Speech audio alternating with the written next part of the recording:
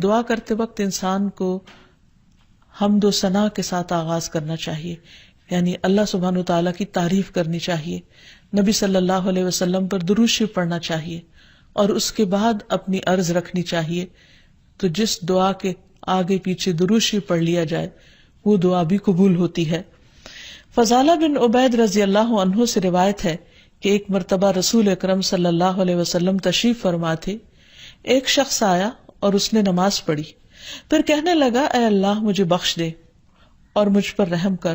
تو رسول اللہ صلی اللہ علیہ وسلم نے فرمایا اے نمازی تو نے جلدی کی، جب نماز پڑھ چکو تو بیٹھے رہو، اللہ کی اس طرح حمد و ثنا بیان کرو جیسا کہ اس کا حق ہے، پھر مجھ پر درود بھیجو، پھر اس سے دعا کرو، یعنی یہ دعا مانگنے کا ادب اور سلیقہ ہے۔ پھر اسی طرح یہ ہے کہ انسان کی دعاؤں کی قبولیت میں بعض اوقات اس کے گناہ حائل ہوتے ہیں، اور جب انسان استغفار کرتا ہے، توبہ کرتا ہے تو دروازے کھل جاتے ہیں۔ اسی لیے انسان جب دعا کرے تو اس کے ساتھ ساتھ اپنے رب سے توبہ اور استغفار کرے۔ پھر اسی طرح دعا کرنے کے ادب میں سے ایک چیز یہ بھی ہے کہ انسان جب دعا کرنا شروع کرے تو سب سے پہلے اپنے لیے دعا کرے، پھر اپنے قریبی لوگوں کے لیے دعا کرے، اور پھر تمام لوگوں کے لیے دعا کرے۔ کہ بعض اوقات ہم سمجھتے ہیں ہماری دعا قبول نہیں ہوئی، اور شیطان کا کام یہ ہوتا ہے کہ وہ بندے کے دل میں مایوسی پیدا کرے۔ جب بھی انسان کے دل میں ایسا خیال آئے کہ اس کی دعا قبول نہیں ہوئی تو اسے ہمیشہ یاد رکھنا چاہیے کہ رسول اللہ صلی اللہ علیہ وسلم نے قبولیت دعا کے مختلف قسمیں یا طریقے بتائے ہیں۔ ایک تو یہ کہ جو کچھ انسان مانگتا ہے اس کو وہ مل جائے، یا پھر یہ کہ وہ تو نہ ملے لیکن اس کے برعکس اس کے بدلے میں اس کی کسی مصیبت یا مشکل کو اس سے دور کر دیا جائے یا آنے سے روک دیا جائے۔ تیسری صورت یہ کہ دنیا میں تو انسان کو اس دعا کے صلے میں کچھ نہ ملے، لیکن قیامت کے دن وہ تمام دعائیں اس کے اعمال نامے میں شامل کر کے اسے ان کا بہترین بدلہ یا جزا دی جائے۔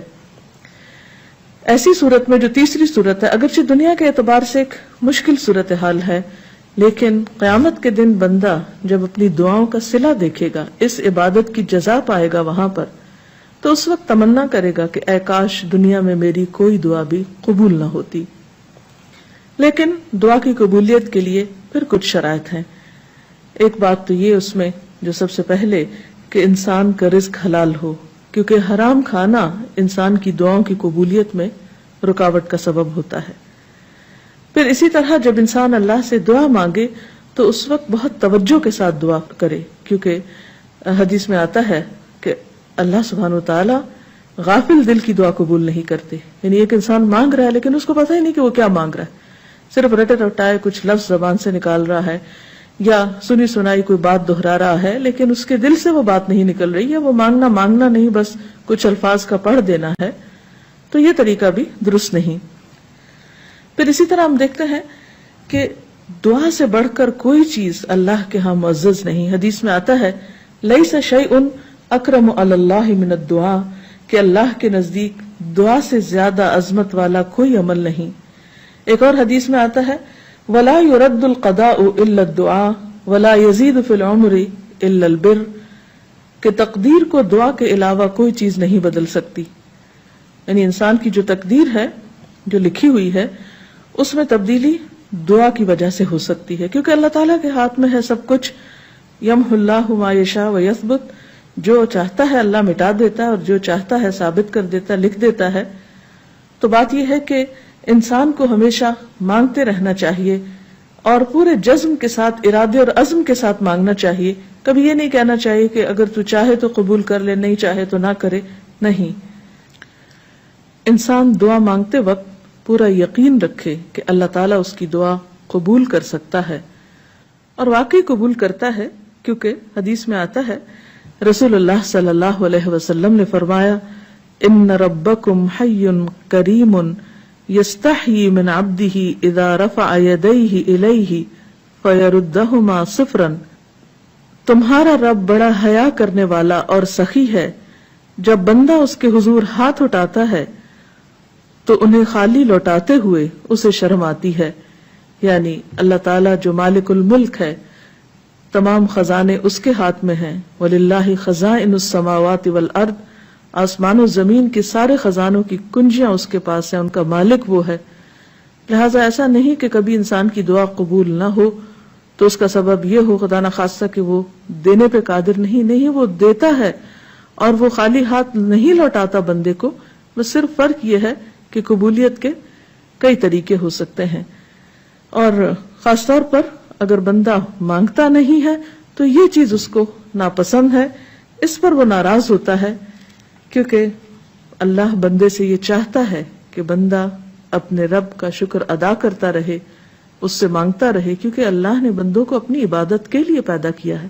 اگر بندے سب نعمتیں اس سے پا کر اس سے بے نیاز ہو جائیں تو یہ چیز اللہ تعالیٰ کو پسند نہیں. خصوصیت کے ساتھ جیسے دعا کی قبولیت کے اوقات ہیں، مثلا آذان سن کر اس کا جواب دینے کے بعد دعا قبول ہوتی ہے. تہجد کے وقت کی، یعنی رات کا آخری پہر جو ہوتا ہے اس وقت دعا قبول ہوتی ہے. پھر اسی طرح عبادات کے بعد، جیسے نماز کے بعد، قرآن پاک پڑھنے کے بعد، پھر روزہ کھلنے کے وقت، اسی طرح حج عمرے کے جو مختلف مناسک ہیں ان کی ادائیگی کے دوران، کعبۃ اللہ پر پہلی نظر پڑتے ہوئے. اس کے بہت سے ایسے مواقع کتابوں میں آپ پڑھ سکتے ہیں کہ جس میں انسان کی دعا رد نہیں ہوتی، قبول کر لی جاتی ہے. تو اس میں اگر انسان تھوڑی دیر کے لیے ارادتاً یکسوئی اختیار کرے تو انشاءاللہ اس کو فائدہ ہوگا. مثلا رات کے آخری حصے میں دعائیں بہت قبول ہوتی ہیں.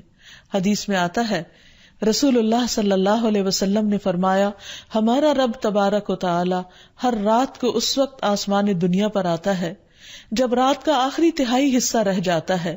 وہ کہتا ہے، کوئی مجھ سے دعا کرنے والا ہے کہ میں اس کی دعا قبول کر لوں؟ کوئی مجھ سے مانگنے والا ہے کہ میں اسے عطا کر دوں؟ کوئی مجھ سے بخشش طلب کرنے والا ہے کہ میں اسے بخش دوں؟ یعنی اگر کوئی اس وقت مجھ سے دعا کرے گا تو میں ضرور اس کی دعا قبول کر لوں گا. لیکن عموماً رات کے آخری حصے میں انسان گہری نیند میں چلا جاتا ہے اور یہ قبولیت کا وقت اس سے کھو جاتا ہے. تو اس خصوصی طور پر اگر انسان کی زندگی میں کوئی پریشانی ہو یا کچھ چیزوں کے بارے میں وہ واقعی سنجیدہ ہو کہ وہ اسے ملنی چاہیے دنیا اور آخرت کی کامیابیوں میں سے، بھلائیوں اور خیر میں سے، تو اس کو چاہیے کہ اس وقت میں دعا کا اہتمام کرے. نبی صلی اللہ علیہ وسلم نے یہ بھی فرمایا کہ تمام اوقات سے زیادہ بندہ پچھلی رات میں اپنے رب کے قریب ہوتا ہے، پس اگر تم سے ہو سکے تو تم اس گھڑی میں اللہ کو یاد کرنے والوں میں سے بن جاؤ تو ضرور بن جاؤ. پھر اسی طرح آذان کے بعد اور اقامت سے پہلے دعا قبول ہوتی ہے. یعنی مؤذن جب آذان دے رہا ہو تو جو الفاظ وہ دہرا رہا ہو ان کو دہراتے جانا چاہیے، سوائے حی علی الصلاح اور حی علی الفلاح کے، کہ اس کے جواب میں لا حول ولا قوت الا باللہ پڑھنا چاہیے. اور جب مؤذن آذان کہہ چکے تو آذان کے بعد کی دعا پڑھ کے، درود شریف پڑھ کر، جو بھی انسان کے دل میں حاجت ہو وہ اپنے رب کے سامنے رکھے. تو وہ دعا کے قبولیت کا وقت ہوتا ہے، اس وقت آسمان کے دروازے کھلتے ہیں. تو اس وقت انسان کو یہ وقت ضائع نہیں کرنا چاہیے اور چھوٹی چھوٹی چیزیں بھی اپنے رب سے مانگتے چلے جانا چاہیے تاکہ انسان کسی انسان کا محتاج نہ ہو. پھر اسی طرح سجدہ میں انسان اپنے رب کے بہت قریب ہوتا ہے، اس وقت دعائیں خوب سنی جاتی ہیں، تو خوب انسان کو پکارنا چاہیے. فرض نماز کے بعد دعا قبول ہوتی ہے، تو فرض نماز کے بعد آیت الکرسی پڑھنا اور دعا مانگنا انسان کے فائدے میں ہے، بجائے اس کے کہ انسان فوراً مصلی سے اٹھ جائے یا ادھر ادھر کی باتیں شروع کر دے. پھر اسی طرح جمعے کے دن ایک خاص گھڑی ہوتی ہے جس میں انسان کی دعا قبول ہوتی ہے، اور اس کے بارے میں ایک روایت میں آتا ہے کہ وہ جمعے کے دن کی آخری گھڑی ہوتی ہے. تو بہرحال جمعے کے دن خصوصی طور پر دعاؤں کے مانگنے کا اہتمام کرنا چاہیے. پھر اسی طرح ماہ رمضان میں ہر دن اور رات میں ایک گھڑی ایسی ہوتی ہے کہ جس میں دعا قبول ہوتی ہے، اس وقت بھی زیادہ سے زیادہ دعائیں مانگنی چاہیے. عرفہ کے دن اللہ سبحانہ وتعالی سب سے زیادہ لوگوں کو جہنم کی آگ سے آزاد کرتا ہے، تو اس دن وہاں کے لوگ جو حج پر گئے ہیں وہ تو دعائیں مانگتے ہی ہیں، اور جو لوگ نہیں بھی جا سکے وہ بھی اس دن کی برکت سے فائدہ اٹھاتے ہوئے خوب دعائیں کریں. پھر اسی طرح بارش ہوتے وقت بھی دعا قبول ہوتی ہے. پھر زمزم پیتے وقت دعائیں قبول ہوتی ہیں. قرآن مجید کی تلاوت کے بعد دعا قبول ہوتی ہے. تو انسان کو ان مواقع سے خوب فائدہ اٹھانا چاہیے. پھر اسی طرح مریض اور میت کے پاس جو دعائیں کی جاتی ہیں وہ بھی قبول ہوتی ہیں. تو اللہ تعالیٰ سے دعا ہے کہ وہ ہماری دعاؤں کو بھی سن لے اور ہمیں قبولیت کے اوقات سے بھرپور فائدہ اٹھانے کی توفیق دے اور ہمیں دعائیں مانگنے کے آداب سکھا دے. وآخر دعوانا ان الحمد للہ رب العالمین. السلام علیکم ورحمۃ اللہ وبرکاتہ.